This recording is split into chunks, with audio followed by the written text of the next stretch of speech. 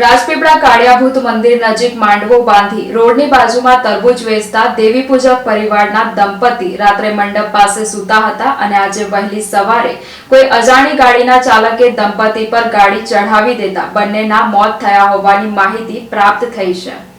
મળતી માહિતી મુજબ રાજપીપળા ટેકરા ફળિયા પ્રાથમિક શાળા નજીક રહેતા નગીનભાઈ કાલિદાસ દેવી પૂજક અને તેમના પત્ની જસીબેન નગીનભાઈ દેવી પૂજક હાલ ઉનાળાની ગરમીમાં રોજીરોટી માટે રાજપીપળા કાળિયાભૂત મંદિર આગળ આખો દિવસ તરબૂચ વેચતા હોય અને રાત્રિના જમી પરવારી ત્યાં તરબૂચ વેચવા બાંધેલા મંડપ પાસે સૂઈ ગયા હતા। ત્યારે બાદ આજે વહેલી સવારે કે મોડી રાત્રે કોઈક 4-વ્હીલર ગાડીના ચાલકે દંપતી પર ગાડી ચઢાવી દેતા બંનેનું ઘટના સ્થળે મોત નિપજતા તેમના પરિવારજનો ત્યાં કલ્પાત કરતા નજરે પડ્યા હતા। એક સાથે માતા પિતાની છત્રછાયા ગુમાવી દેતા પરિવારમાં માતમ છવાયું હતું। ત્યારે આ ઘટના બની ત્યાં જ બાજુમાં આદર્શ નિવાસી શાળા આવેલી છે અને તરબૂચના મંડપ પાસે જ અન્ય ખાણીપીણીની બીજી લારીઓ પણ આવેલી હોય ત્યાં દિવસે બહુ ભીડ રહે છે, માટે ક્યારે થોડા દિવસે પણ આવી ઘટના બની શકે છે। ઘટનાની જાણ થતા જ રાજપીપળા પોલીસ સ્ટાફના માણસો સ્થળ પર દોડી આવ્યા હતા અને અકસ્માત કરી ભાગી ગયેલા ગાડી ચાલકની તપાસ હાથ ધરી છે।